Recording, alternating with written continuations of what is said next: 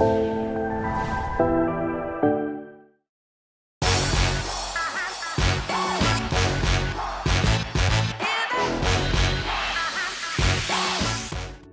everyone, Renzo Heredia greeting you, and it's certainly a pleasure and an honor to have an exclusive interview with Que Onda Magazine with our Congresswoman Sheila Jackson Lee. Welcome. It's a pleasure to be with you, and if I might say, buenas tardes. Muy buenas tardes. I love it. I love it. So let's start with the following, Congresswoman Sheila Jackson Lee. What experiences have been the most helpful for how you handle your job as a Congresswoman? I think the experiences is the knowledge and the wisdom that I got from my mother and father, because they lived in a time when their talents were not appreciated. They were colored, they were Negroes, and they lived truly in second-class America. I am reminded of the story of my dad, Ezra Jackson. He was a brilliant cartoonist. It was just unbelievable for a young black man in the 1930s and 40s to graduate from one of the top-notch art schools. He actually graduated with honors, a school that had just opened, by the way, for the talented group of young people that had the ability to be in the industry of drawing, of cartoons or comic books. Comic books were a big deal in the 1930s and 40s. Those were people's movies. And so he was in New York, and he went there and he was on Madison Avenue, and he did brilliant work. But when the war was over and white soldiers came home to be hired, he was immediately fired. He had to experience that indignity, but all of his life he had to provide for the family and suffer that pain internally. My mother, as well, had to pull herself up by her bootstraps. And so when I look at my constituents, and my district is very diverse, but it's full of hardworking people, it gives me just an added passion, an added love for walking in their shoes. When I see senior citizens, I know what their life has been. I know they work with their hands. I know they provided for their family. I know they were good Americans, immigrant or non-immigrant. I know they love this country. Those were my parents. But at the same time, they suffered indignities that they did not bring on themselves and should not have had to suffer. But it was because of the color of their skin. That's why I know it's whether the language you speak or the color of your skin, I always fight to ensure that you have human dignity and as well all the benefits of this great country. Thank you for sharing a personal story. And our readers in Que Onda Magazine will not forget the year 2020.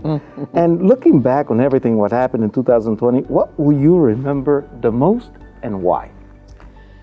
I think I will remember that election day, November 6th, 2020, because it was a culmination of the hopes and dreams of all of the people. You know what gives me the greatest inspiration? When I see a rainbow of people either working together, walking together, marching together, sitting together, or overcoming a problem together. And as I was in that election, and obviously the unfortunate circumstances of COVID-19, a horrible pandemic, had gripped us. And I guess I will combine the two. COVID-19 strikingly came, and the insensitivity of recognizing how devastating it was in the Hispanic and African American community. We were the first to die. We were the first to be infected. And so obviously we had to run our campaigns to talk to the people about being reelected, and Joe Biden had to speak to the people through mass and through virtual. But what I was most impressed with and was most moved as I was engaged is fighting COVID-19. We were linking arms, and no one was above the other. We were all fighting this pandemic together. And in the midst of that, we were trying to change our government. We're trying to let democracy be seen around the world that we could do this. And in doing so, there were so many people from so many different walks of life just reaching out to be part of the change. We were white people, Hispanic people, Asian people, black people, young people, working families, old people. It looked like they all were just rising up. They were just saying, we have to have a change.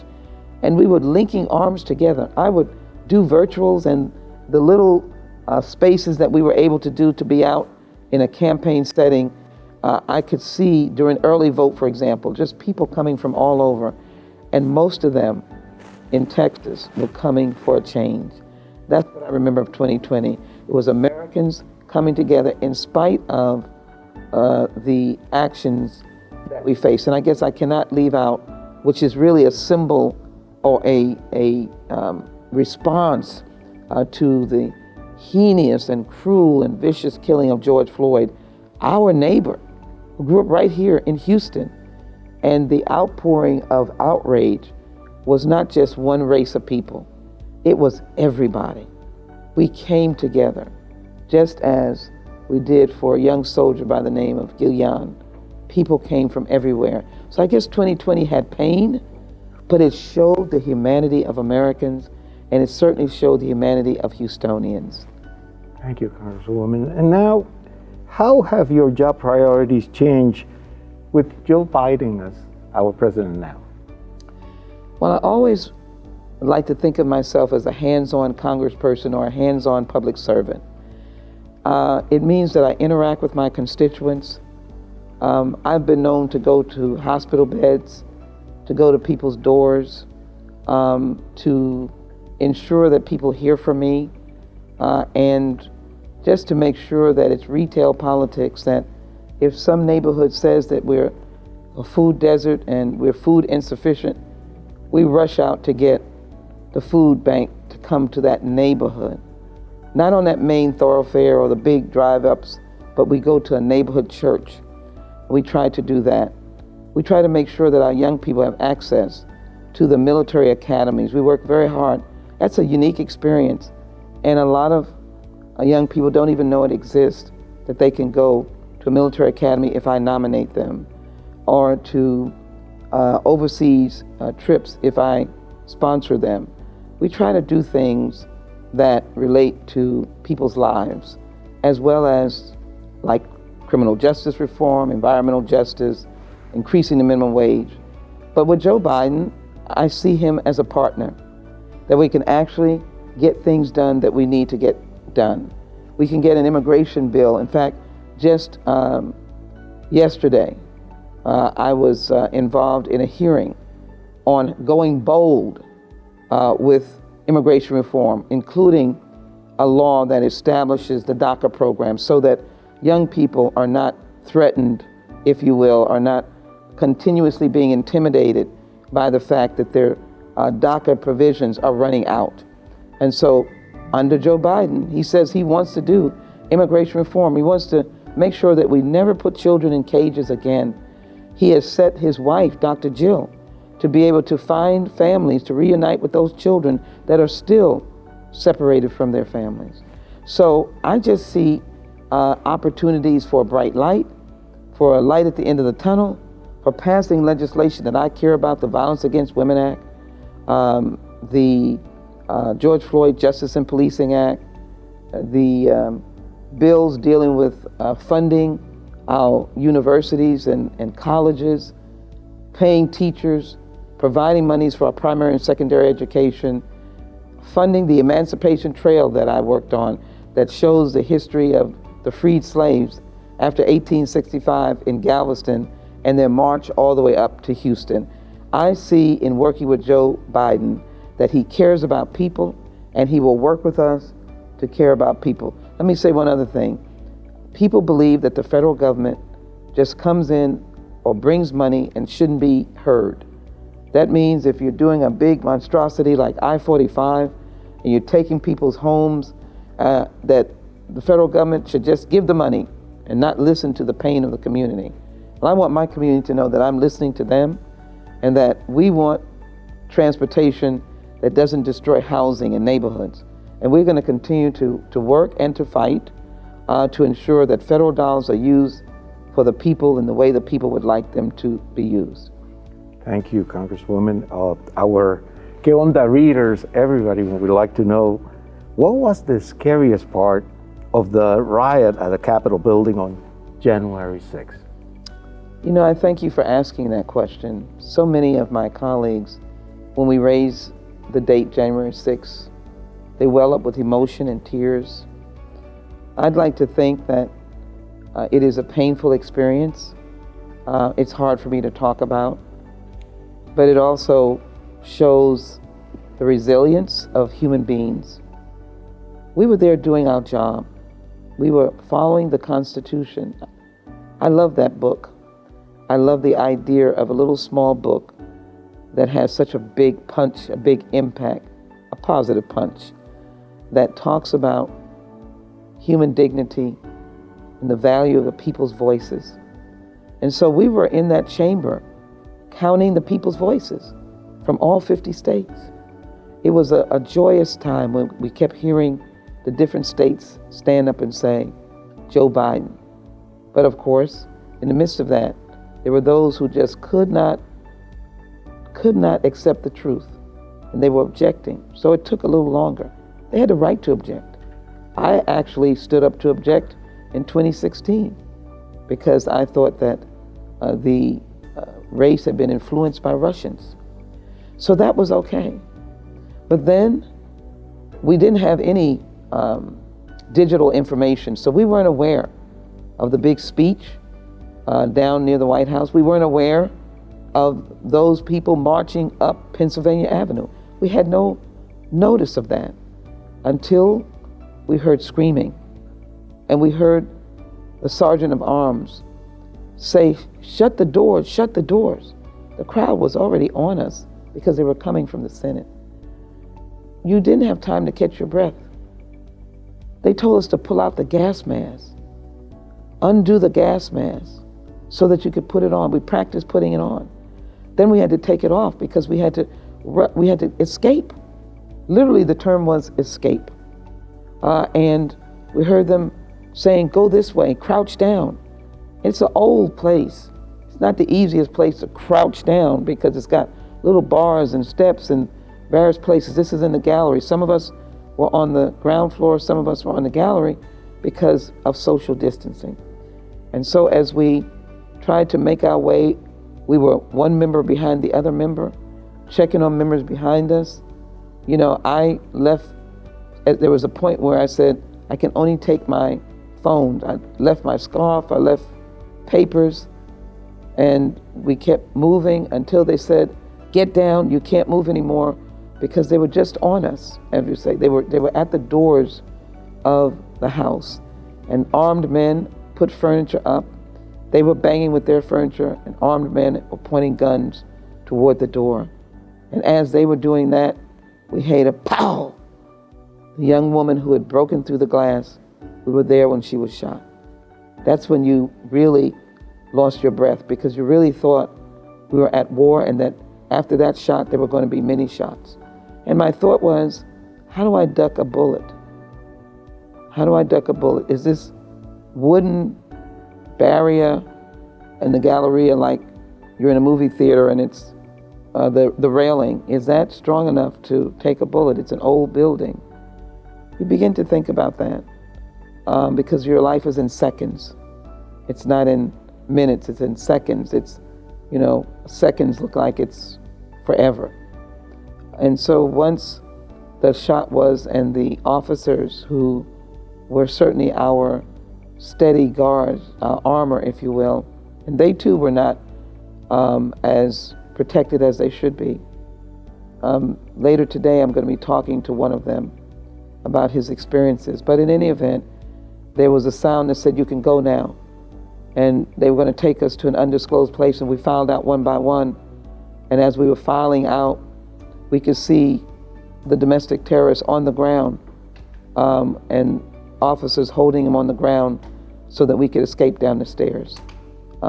As I'm talking to you now, it begins to cause my thoughts to come, and there's a sense of trepidation.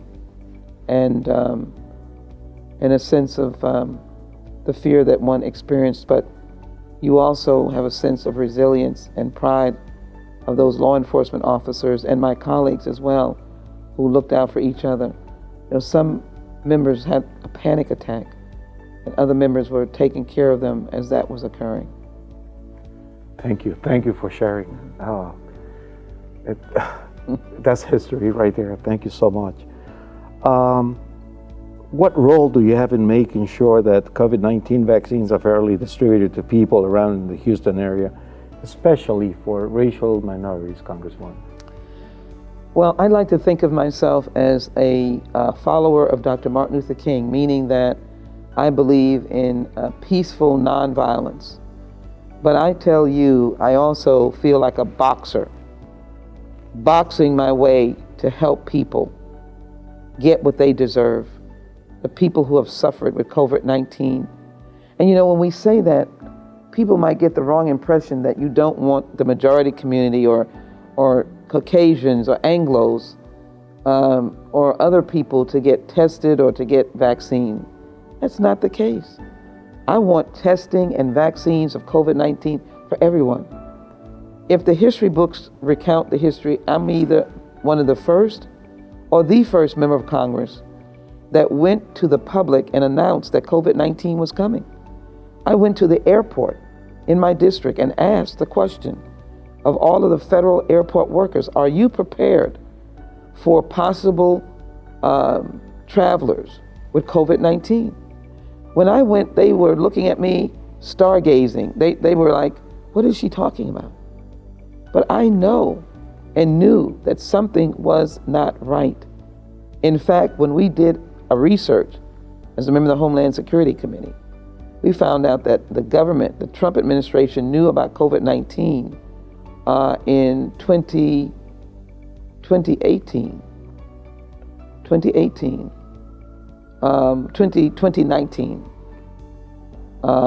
And it hit us in the beginning of 2020, but they knew about it. And so, but there was no preparation for this potential pandemic. So I wanted to make sure that we started, and I started the first test site in March.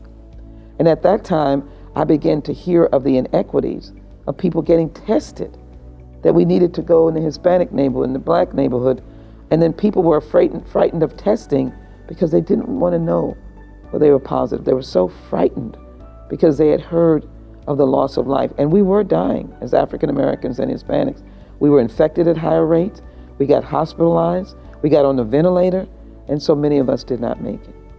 So I thought it was important early on that the federal government should have been involved, not only in Operation Warp Speed. That was brilliant. That was brilliant scientists, brilliant Americans collaborating with the private sector to get those vaccines. But you can't get a vaccine if you can't get it into the arm of someone who needs it. And that's what happened before our very eyes. You were seeing the vaccine and no one was getting it that needed it. Where was it going? It was trickling out. And I was determined, one, to keep testing. Tomorrow I will do my 55th testing site, because my message is, if you're not vaccinated, get tested. But I believed and wrote legislation that the federal government should nationalize this distribution of vaccines. And we have now had the announcement this week that New York, Texas, and California, Los Angeles, Dallas, and Houston will get the first pilot effort of FEMA taking over and making sure that they have doses that are in addition to the doses. So there are people that can get to the NRG 6,000 doses a day. That's 7 times 6, 42,000 doses in 1 week. That is unbelievable when 6 to 8 weeks it took the city of Houston, not their fault, to get 41,000 doses. Now the federal government is involved. Joe Biden has heard our cry. And so 1 week after next, we will get 42,000, 42,000, 42,000 at NRG, along with the other sites that I'm pushing in our neighborhoods. And we'll have drive up at NRG and walk up at NRG. That's the fight that I've had, and now we're at the point where we can try to help people. That's phenomenal. That's phenomenal. And what is being done to make sure that accurate COVID-19 information about tests, vaccines, etc., is easily accessible to people who are more comfortable speaking or reading in Spanish? That's an excellent, excellent question. We have to realize, in fact, we should have multiple languages. And so the federal government is doing several things. One, it is insisting that the states, and they weren't doing this before, and Texas just started doing it last week, to ask for the demographics. Who is being tested and who's being vaccinated?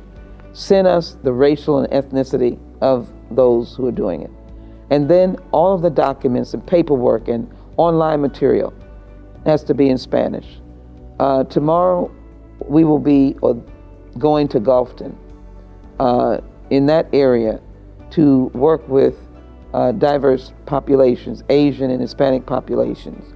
A couple of weeks back, the city was out very far southwest, working at another site for Hispanics and African Americans, so Hispanics and Asians.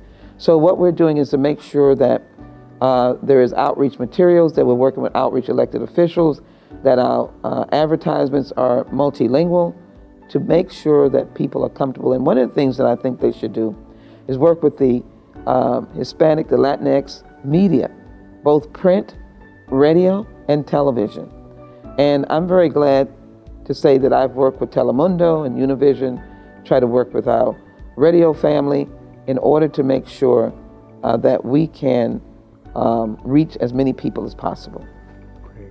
Thank you, Congresswoman. And I just want to say this, people should understand testing and vaccines save lives. The government has a burden, an extra burden, an obligation, a fiduciary duty to save the lives of the American people and all the people that are within the boundaries of this country. Thank you. And has social media, Congresswoman, made communicating with your constituents better or worse?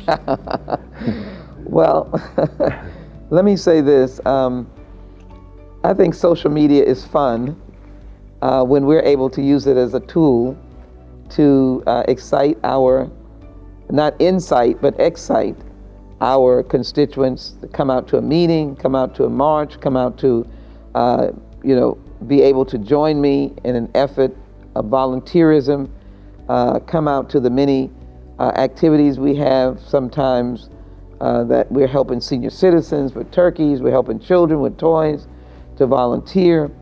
And then, of course, it's good to get your legislative agenda out. And then, of course, the other, of course, is what you hear back on social media. And it can be tough. But this is a tough business. And I actually like reading, good and bad, because it only makes you better. So social media is a great tool. It shouldn't be the only tool that should be used, because some of our seniors are not as adept at social media, or some of our immigrant communities are otherwise not as adept. So we should use many multi-level forms of communication. But I think social media is an asset in serving the constituents of your congressional district. Great, thank you. Let's talk about schools. What are your biggest concerns with students and teachers here in the Houston area? My biggest concern is they'll get out of the habit of learning, out of the habit of going to school, out of the order of going to school, out of the fun of going to school. And here you've been able to see teachers who truly love their students, love school, and are truly frustrated by this process. And all I can say is it's not their fault. I have 2 5-year-old grandbabies. They have never experienced this. This is their first experience of what school is going to be about. We've heard so many people talk about their friends from kindergarten to 12th grade. You make a lot of solid friends. And this irregular schedule of on and off, you can imagine what happens to those working moms and dads, those families that don't have all of the means to be able to watch their children or know what's going on when they're away at work, and whether their child is actually virtually learning. These are children. These are children. They need that adult interaction along with the children's interaction. So I'm a big proponent of teachers being tested and vaccinated, so that the teachers feel safe, so that we can have an opportunity in the right way for the superintendents to decide when the children and the teachers can come back to school. Teachers are essential workers, and as I say this, let me express my deep appreciation to health workers and firefighters and police and all grocery store workers and all of the essential workers. We love you, we appreciate you. But with respect to education, teachers should be vaccinated, children should be able to come socially distanced back to school. The decision needs to be left to the school districts and their staff and not be told from the state. I do know that President Biden is eager for schools to open, and he's going to facilitate it with all of the resources we can possibly give, $160 billion to help the schools and facilities get back to teach our children right. Great. And this is our last question. What message do you have for our readers about wearing masks? I say it saves lives.